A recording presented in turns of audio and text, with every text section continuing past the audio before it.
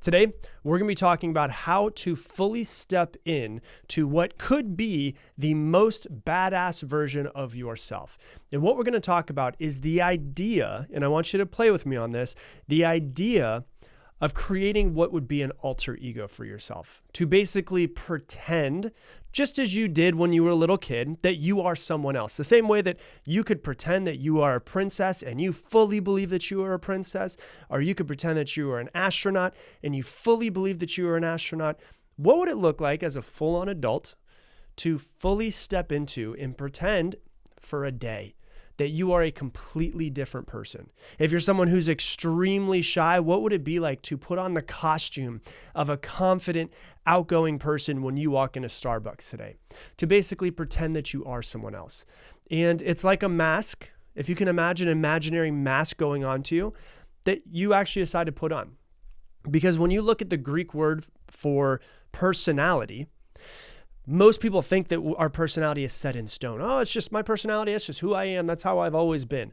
But personality, the actual root word for personality comes from persona, which is the Greek word for the actor's mask that they would wear in a theater. So all the way back in Greek days, the masks that they would put on were called their personas. And so when we talk about your personality, who you think you are, is just a mask that you're deciding to wear. Now, just to be honest with you, we are most of the time unconsciously deciding to put this mask on every single day. You are unconsciously deciding to be who you were yesterday every single day, but you are making that decision to act the same way you've always acted, to believe what you've always believed, to set the limitations that you've always set.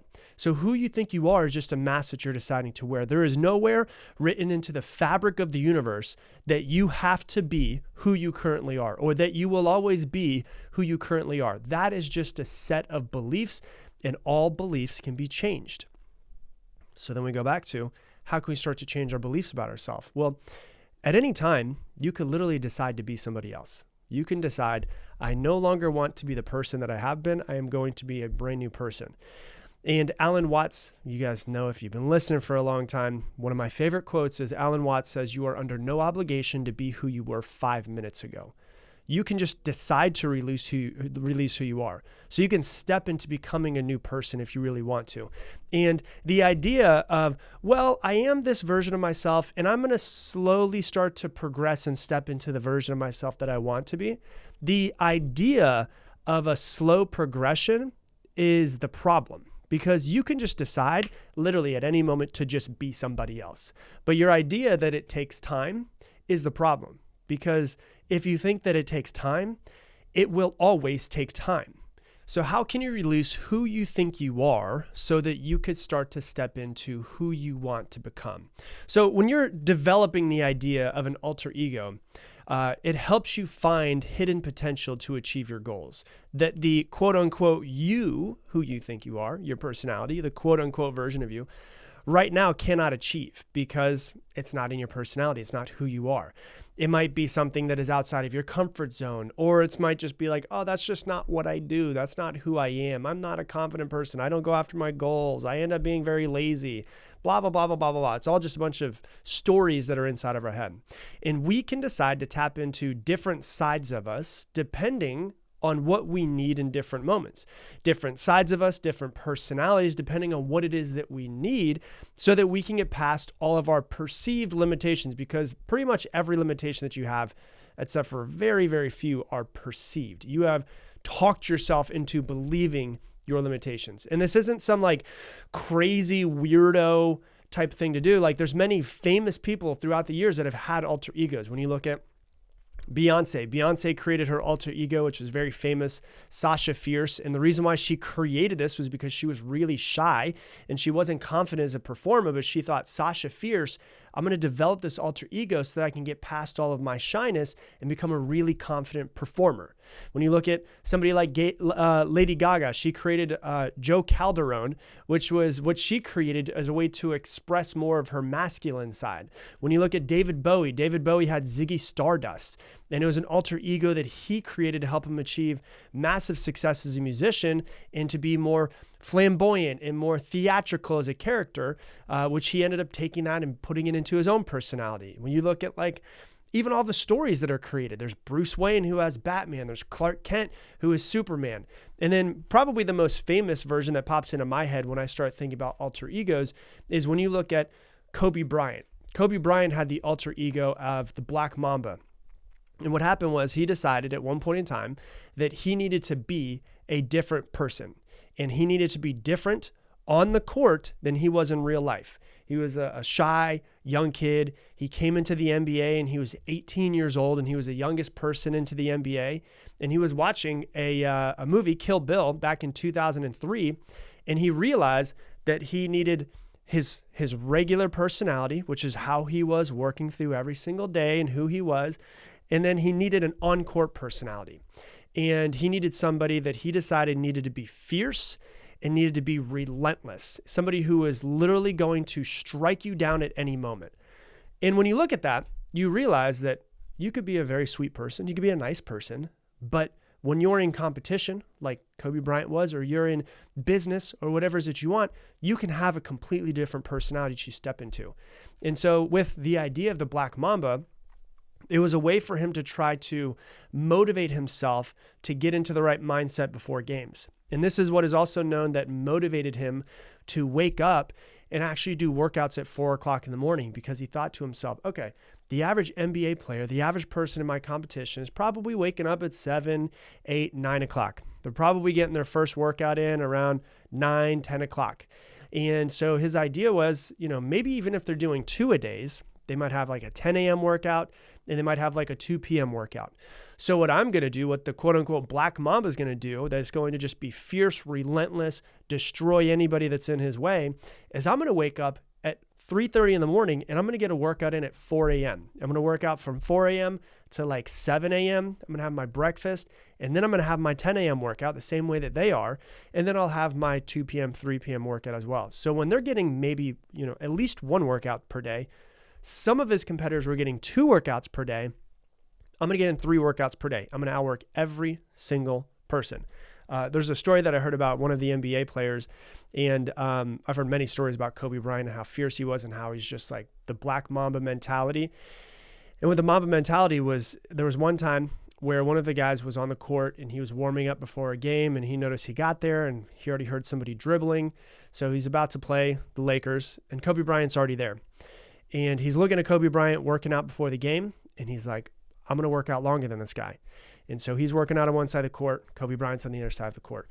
And this guy's working out, and he's looking at him, and he's like, man, we have a game tonight. I'm actually getting really tired. It's 2 hours into my workout. He's drenched in sweat, and he's like, I don't want to exhaust myself for tonight. So he's like, he looks over at Kobe Bryant. Kobe Bryant is completely covered, and he's not running like just little tiny workouts. Like he's full on sprints. He's acting like he's in a game. It's hours and hours and hours and hours that he's going. And eventually guy's like, all right, I'm done. We have a game tonight, so I need to make sure that I'm rested. And then they play the Lakers, and the Lakers ended up beating his team. And he goes up to Kobe Bryant after, and he's like, man, like what was with that workout before? And he's like, what, like you were full on sprints, you were full on everything. Like I was working out and thought you were eventually going to come off the court. And Kobe Bryant looks him in the eyes and he said, I knew that you were there, and I wanted you to know that I'm never going to give up before you do. I will outlast you in every single thing that you do. And most people can look at Kobe Bryant and be like, yeah, he sounds like a dick. But you can also look at him and see like that is the mindset that he had in every aspect of playing the game, which made him as great as he was. And it gave him a way to motivate himself and to become somebody else before the games. And when he adopted this whole idea, what he was able to do, he said, was able to find potential that was inside of him as a basketball player that he didn't know just as quote unquote Kobe Bryant. He was known for his intense training that he had after becoming the quote unquote Black Mamba, and the way he could maintain focus and mental toughness on the court. And he always attributed back to this Mamba mentality. And there was actually an interview in GQ magazine where they asked Kobe Bryant, they're like, hey, what is the point of having this? And he said, the easiest way to think of it is it makes it easy for me to separate my personal life from my basketball life. He had 3 daughters, so he didn't want to be a Mamba mentality when he was with his 3 daughters. He wanted to be able to be the person he needed to be for them, but then put this cape on, this mask on whenever he needed to be the basketball player. And he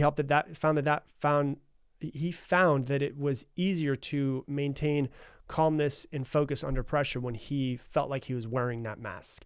And so what it really starts to boil down to as you look at this is like, it's not weird to do this. Many people are doing this. How can you start to create your own alter ego? And that's what we want to step into and start to talk about. And so what I want you to think about is like, what are the qualities and the traits that you wish you had that would help you succeed in whatever it is you're trying to succeed at? You know, for some of you guys listening, you want to develop a super successful business, or you have a business, you want to be more successful. What are the qualities that you want to have when you sit down at your computer, when you walk into your office, when you walk into your store? What are the qualities, the mask that you need to put on in order to be the best businessman or best businesswoman that you can be? And what are the qualities and traits that you wish that you had? Because what happens is when you develop this alter ego, you can embody your best qualities and you start to create qualities that you wish you had. If you're not a confident person, I'm here to tell you, no confident person is born confident. Confidence is something that is developed. It is like a skill set that you work on. So if you want to be more confident, what would that look like? What are the qualities that you want to bring into yourself? The confidence, the finishing what you start, the nothing gets in my way attitude, the no matter what, I'm going to get it done. Or if you're just like, you know what, I want to be the best parent I could possibly be. Is there an alter ego that you can have for being a parent? Can you be more kind to your children? Can you be more loving? What does that look like? We have someone on our team and their alter ego is they call themselves the love sergeant, where it's like they want to be able to keep everybody in place and help everybody succeed and get better, but they want to do it through massive amounts of love. So it doesn't mean that you just have to be a killer and just like Mamba mentality, plow everybody, get them all out of my way, any of those types of things. It's like, what are the different personalities that you want for possibly different parts of your life? Then you make a list of all of these qualities that you want your alter ego to have. Then what you must do is you must name it. You've got to come up with a different name. When you look at like David Goggins has what he calls Goggins. And, that right there is a pretty good idea of, he just went from David Goggins to Goggins. And Goggins, he says, is the guy that will run through anybody and will not lose. And so when you look at this guy running 205 miles and doing all of these crazy, ridiculous things, the things that to us humans that don't do these types of things are like, that doesn't even seem like someone could do. Well, David Goggins doesn't feel like he does it. He feels like Goggins, his alter ego, is the one that pushes him through it. And so really what it comes down to is you want to develop the skill set, the qualities, all of the stuff that you want, habits, traits, everything that you want that alter ego to have. You want to name that alter ego.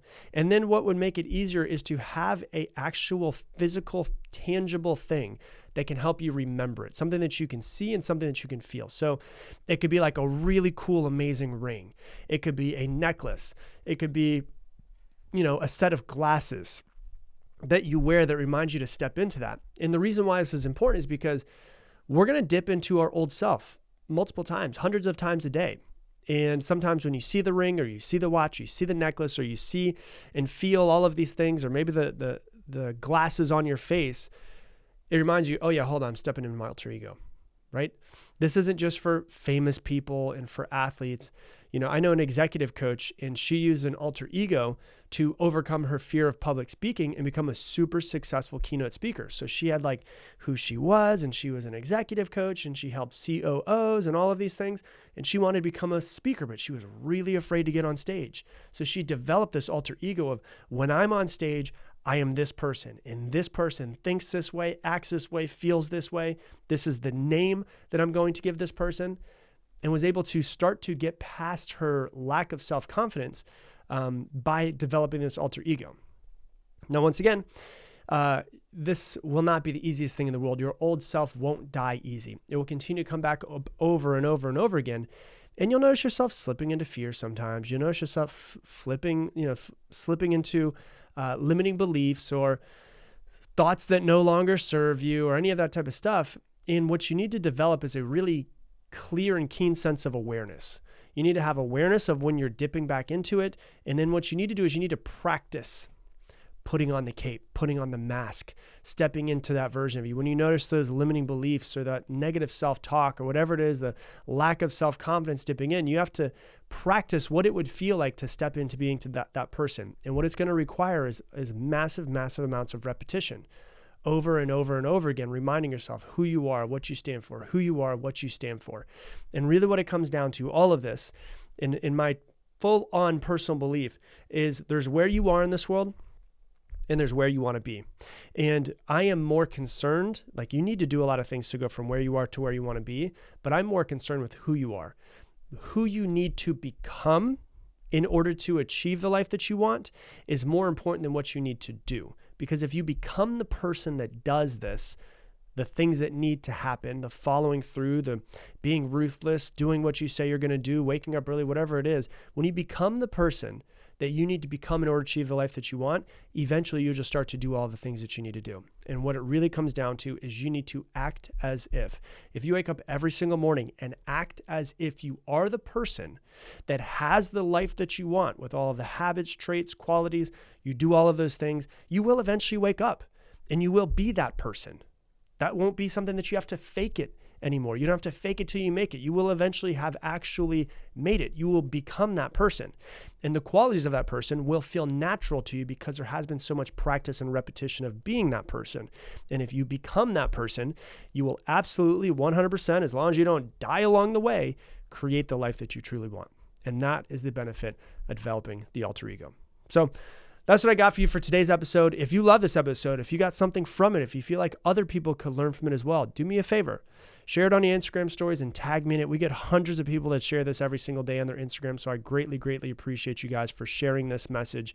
It is the way that we can continue to keep trying to change the world in our little pocket of the world that we have here on podcasting and everything. So if you would share it, I would greatly, greatly appreciate it, and tag me in at Rob Dial Jr., ROBDIALJR.